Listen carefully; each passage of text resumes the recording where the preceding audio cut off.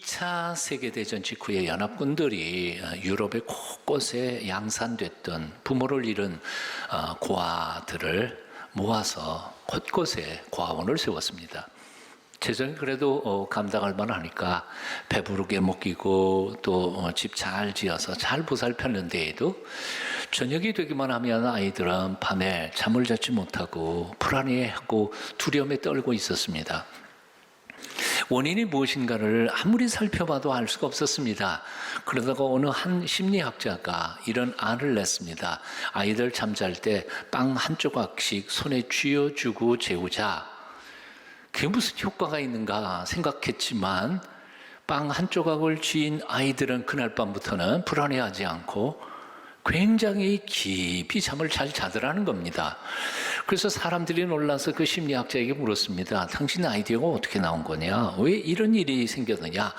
그랬더니 심리학자는 이렇게 말한 겁니다. 전쟁통에 이 아이들은 먹을 것 제대로 찾아 먹지 못하고 늘 굶고 살다가 보니까 오늘 저녁에는 이렇게 밥을 얻어 먹지만 내일은 또 혹시 굶어 죽을지도 모른다 하는 불안감이 그 아이들로 하여금 잠을 못 자게 했다는 거죠. 그런데 빵 조각을 딱 쥐고 나니까 내일 또 굶지는 않겠다. 그런 안도감 때문에 아이들이 잠을 잘 자더라 하는 이야기입니다. 내일 먹을 빵, 그 하나 때문에 아이들은 편히 잠을 못 잤던 것이었습니다. 생각해보면 어찌 전쟁 고아들만 그렇겠습니까? 오늘날 현대인들, 저나 여러분 모두 포함해서 인생을 살아가는데 너무 온갖 걱정과 염려 때문에 밤잠을 이루지 못할 때가 한두 번이 아니지 않습니까?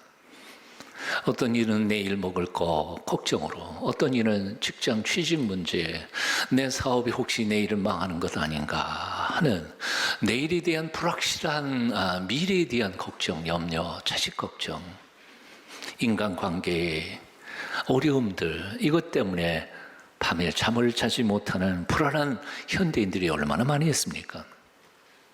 세상에 어느 누구도 이런 염려와 걱정과 그리고 실은 거기에서 자유한 사람이 누가 있겠습니까? 그런데 오늘 본문 속에서 예수님께서는 이렇게 당당하게 말씀하십니다. 내가 너희에게 이르노니 목숨을 위하여 무엇을 먹을까 무엇을 마실까 몸을 위하여 무엇을 입을까 염려하지 말라. 염려하지 말라. 예수님은 도대체 뭐 그렇게 무슨 근거로 이렇게 자신 있게 말씀하셨을까요? 여러분 물어볼게요. 하나님께서 염려하지 마라 그러면 그날부터 염려가 안 되지요? 웃는 거 보니까 안 돼. 염려가 되는 것 같아요. 말씀을 하셔도 자꾸 염려가 돼요. 걱정하지 마라 그러는데 걱정이 돼요. 이게 우리 연약한 우리 인간의 모습이에요.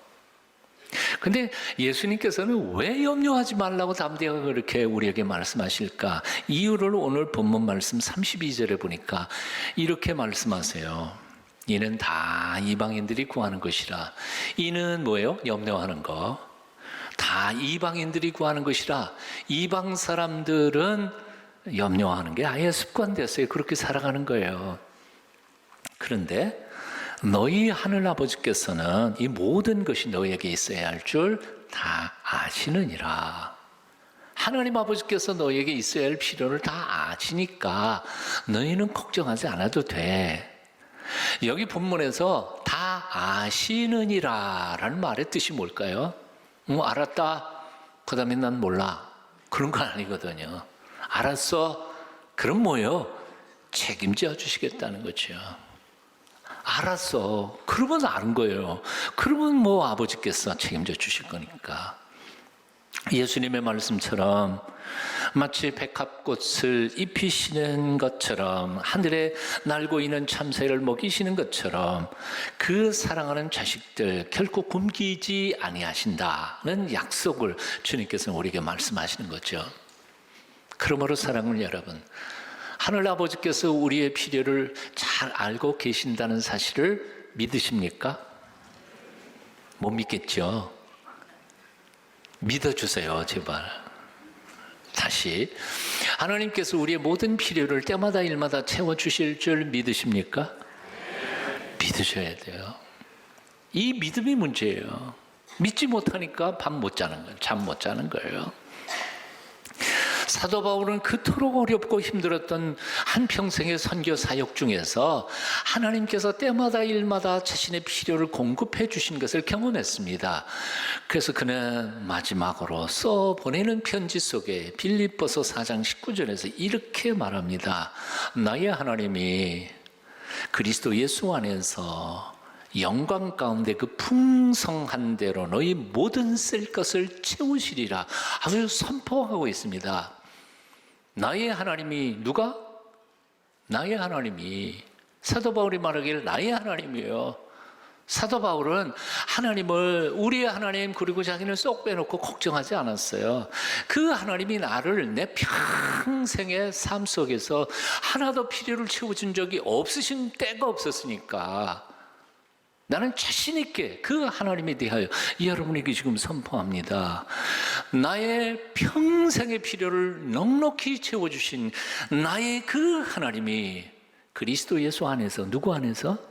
그리스도와 예수 안에 있다면 그 영광 가운데 그 풍성한 대로, 얼마나 풍성해요 하나님이. 우리는 아무리 많이 가지고 있어도요, 노후가 되면 꽃감 빼먹듯이 하나 빼먹고 그러면 불안하잖아요. 나 늙어 죽기까지 이거 다 먹을 수 있을까? 남는 게 있을까? 아무리 많아도 우리는 한계가 있기 때문에 불안해요. 그런데 하나님은 어떤 분이세요? 하늘과 땅을 창조하신 하나님, 온 우주 만물이 하나님 거 아니에요. 하나님만큼 많이 가지신 분이 누가 있겠어요? 그분의 소유는 무한해요. 그런데 사도 바울은 뭐라고 말하는 거 아니? 그 영광 가운데 그 풍성한 데에서 너희 모든 쓸 것을 채우시리라. 뭘 채운다고요? 분명히 대답을 해보세요.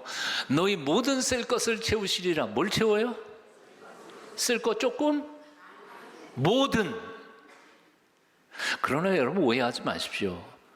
이 말씀은 곧 다 삼성그룹 되게 만들어주겠다 그런 뜻 아니에요. 내게 필요한 것이라면 하나님은 쓸 모든 것을, 꼭 필요한 것은 언제나 공급해 주시겠다는 약속이죠. 물론 우리 아버지 하나님께서는 때로는 우리를 훈련하시기 위해서 어려움을 겪게 하실 때도 있습니다. 물질적 고통도 겪게 하시고 밤잠 자지 못하고 미래에 대하여 염려하고 근심하기도 하실 때도 있습니다. 하지만 그렇게 하시면서 하나님은 우리를 연단시키시고 성숙시키시고 하나님의 거룩한 사역자로 만들어 가시는 거죠. 만들어 내신 후에는 언제나 성경을 보니까 하나님 회복시켜 주신다고 약속하고 계세요. 하나님이 우리를 완전히 가난한 노숙자로 살기를 원하시는 하나님이시겠어요? 전혀 그렇지 않아요.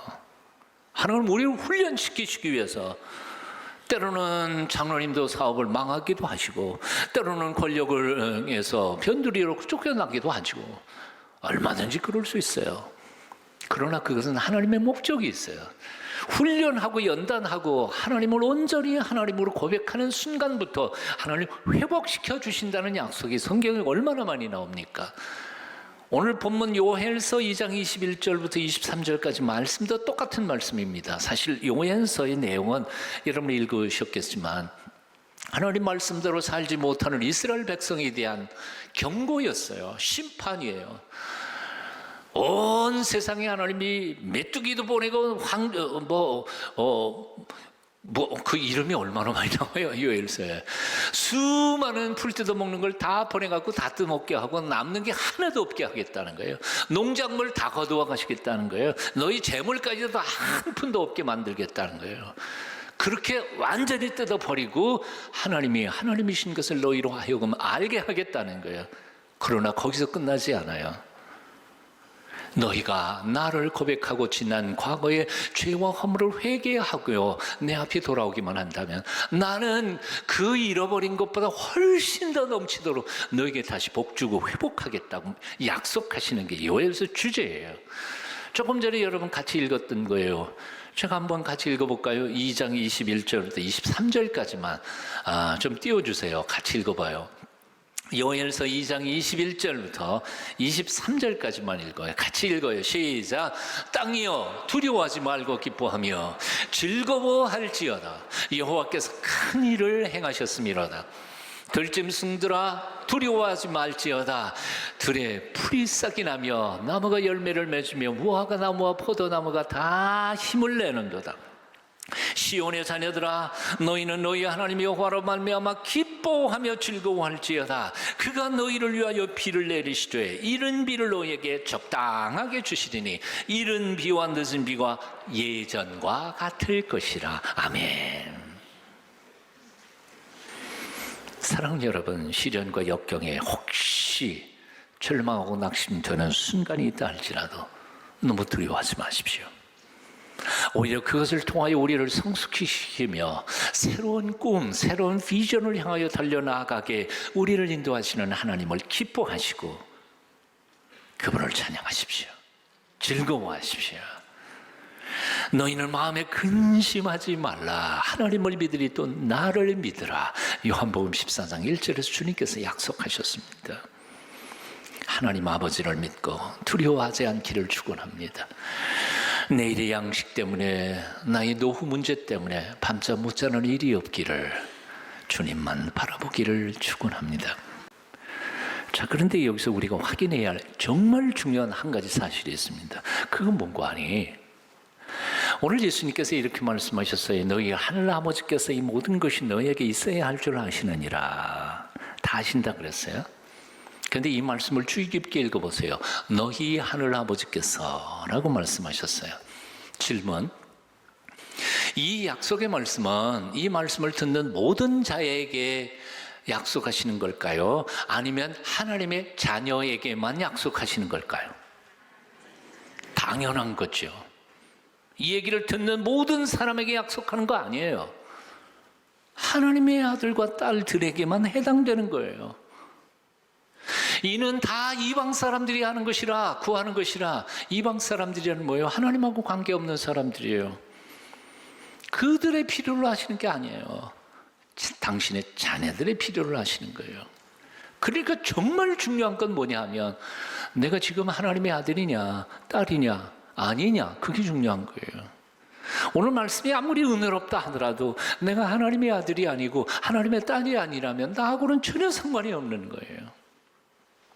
하나님의 약속, 하나님의 축복이 아무리 놀랍고 복된 것이라 할지라도 하나님과 전혀 관계가 없는 사람들이라면 그 약속과 언약은 아무런 관계가 없는 것입니다. 그러므로 예수님께서는 먼저 그 나라와 그 의를 구하라. 먹는 거 입는 거 그거 걱정하기 전에 먼저 그 나라와 그 의를 구하라고 명령하고 계십니다. 먼저 그 나라와 그 의를 구한다는 게 무슨 뜻일까? 조금 이따 두고요. 바로 하나님하고 나하고 관계부터 회복시키라는 거예요.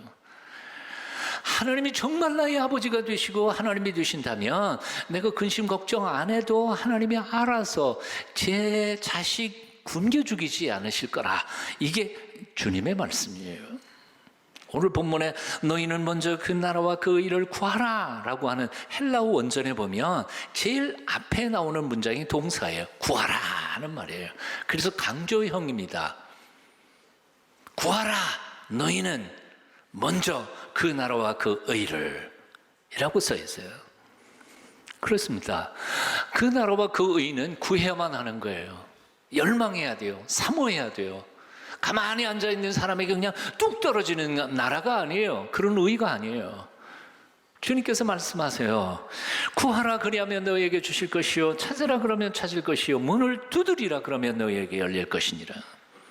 지금까지는 너희가 내 이름으로 아무것도 구하지 아니하였으나 구하라 그리하면 받으리니 기쁨이 충만하리라. 야고보 선생은 말했습니다. 너희가 욕심을 내어도 얻지 못하고 살인하며 시기하여도 능히 취하지 못하나니 너희가 다투고 싸우는데다 한번 따라해 보십시오. 너희가 얻지 못하면 구하지 아니하며. 우리가 얻지 못하는 단 하나의 이유가 있어요. 구하지 않아서요. 기도하지 않았어요. 달라고 하지 않기 때문에요. 요즘은 얼마나 많은 사람들이, 그리스도인들이요, 기도를 포기해버렸는지 몰라요. 사실 우리 선배들 생각해 보세요. 제가 청년 시절만 해도 거의 교인의 80%가 금요 심야 기도에 다 참석했어요. 80%요. 요즘은 새벽 기도 나오는 사람이 5%도 안 되는 것 같아요. 5%도 안 돼요. 새벽을 깨우는 사람들이 없어요. 그래 놓고도 어떻게 하나님의 은혜를 받겠다고 기대를 하느냐 그 말이에요. 그야말로 김현승 시인이 가을에는 기도하게 하소서. 가을 벌써 다 갔어요. 이젠 겨울이 다가오고 있어요. 얼마나 기도하셨느냐 그 말이에요. 남은 시간만큼이라도 하나님 앞에, 하나님하고 나하고 정말 부자 관계 맞아요? 부녀 관계 맞아요? 하나님이 원하지 않는 요소들을 제거해 주시고 하나님하고 나 사이에 틈새가 없이 정말 찰떡궁합처럼, 예수님께서 말씀하신 표현 그대로 말하면 내가 그 안에, 그가 내 안에, 하나님 아버지께서 내 안에 계시고 내가 하나님 아버지 안에 있는 밀접한 영적 관계를 회복할 때 뭐 먹을 거 걱정이 뭐가 있겠느냐 하는 거죠. 오늘 본문에서 주님은 또 이렇게 말씀하세요. 먼저라고 말해요. 먼저 구할 게 있고 나중 구할 게 있다는 거예요. 본질적인 것, 비본질적인 것, 아주 중요한 것, 덜 중요한 것, 영원한 것, 찰나적인 것이 있어요. 먼저 구할 걸 먼저 구해야 돼요. 아무리 급해도 정말 중요한 것부터 먼저 찾으셔야 돼요. 배고프다고 아무거나 먹고, 정욕이 끓는다고 아무리 짓이나 하고, 능력 있다고 아무 짓거리나 다 하고 나면 그건 사람이 아니라 짐승이지요. 눈앞에 보이는 것만 추구하고 땅의 것만 찾는다면 그건 하나님의 백성이 아니지요. 이런 뭘 구하고 계십니까? 솔제니친의 안병동이라고 하는 책이 있습니다. 아주 두꺼운 소설책인데요. 거기 보면 이런 얘기가 나와요. 병원에 환자들이 누워 있었습니다. 사람들이 얼마나 지루해요. 그러니까 저 얘기 돌아가면서 얘기를 해요. 그날의 주제는 뭘 어떻게 살 거냐 하는 거예요. 뭐가 인생에 있어서 가장 중요한 거냐 주제였어요. 한쪽에서 말해요. 뭐니 해도 돈이 제일 중요해. 그랬더니 옆에 있던 사람이 아니야, 돈보다 더 큰 건 권력이야. 권력만 쥐면 돈 다 얻을 수 있어. 그랬더니 옆에 있던 사람이 에이, 그래도 인간은 고상해야지. 인품과 인격이 있어야지. 돈만 있다고 다 그런 건 아니야. 그랬더니 저 구석에서 듣고 있던 조그만 소녀 아이가 세상에서 가장 중요한 건 사랑인데 다들 엉뚱한 소리만 하고 계시는 것 같아요. 그런데 거기 참 재미있는 얘기예요. 이 안병동에서는 진짜 엉뚱한 소리만 하고 있는 거예요. 안병동에서 제일 중요한 건 뭘까요? 암 낫는 거지. 안 그래요? 병실에서 제일 중요한 건 건강 회복하는 거 아니에요. 근데 엉뚱한 소리만 하고 있는 거예요. 돈이고 뭐고 그건 의미가 없어요. 얼마 안 있으면 죽을 사람들이 여러분 뭘 먼저 구하십니까? 앞에서 말씀드린 것처럼 하나님 아버지와 관계 회복을 먼저 구하셔야 합니다. 그의 나라라는 말은 하나님이 통치하는 장소예요. 내 마음이 하나님이 통치하시면 여기가 하나님의 나라가 돼요. 내 가정을 하나님이 통치하시면 거기가 하나님의 왕국이 돼요. 그걸 구하라는 거예요. 그의 의란 무엇입니까? 십자가를 통해 우리를 아무런 조건 없이 용서해 주시고 관계를 회복해 주신 아버지와 아들, 아버지와 딸의 관계가 회복되는 것이 바로 하나님의 의예요. 그러니까 그 나라와 그 의를 구한다는 것은 하나님과 나 사이의 관계를 회복하는 것이에요. 이것만큼 간절한 정말 중요한 기도 제목이 뭐가 있냐 하는 거예요.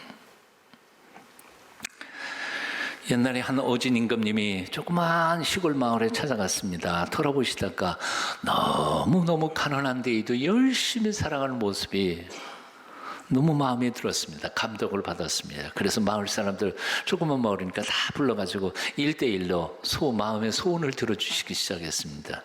소원이 뭐요? 내가 들어줄 수 있으면 내가 들어줄게. 첫 번째 사람은 왔습니다. 소원이 뭡니까? 그랬더니 소 한 마리 좀 주세요.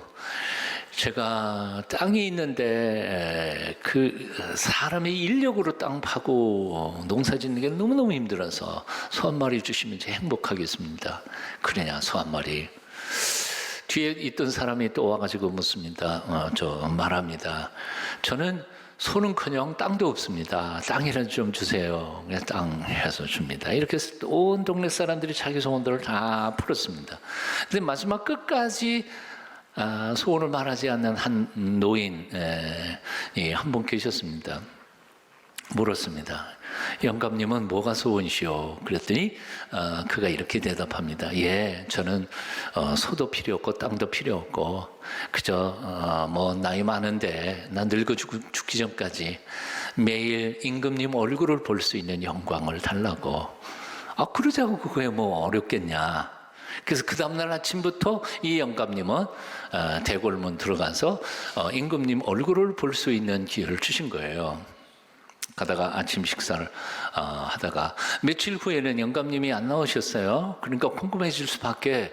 야, 그 영감 왜 오늘 아침에는 얼굴을 못 보겠다? 그랬더니 예, 뭐 몸살이 지독하게 들리셨는지 하여튼 오늘은 아파서 못 오신대요. 누워 계세요.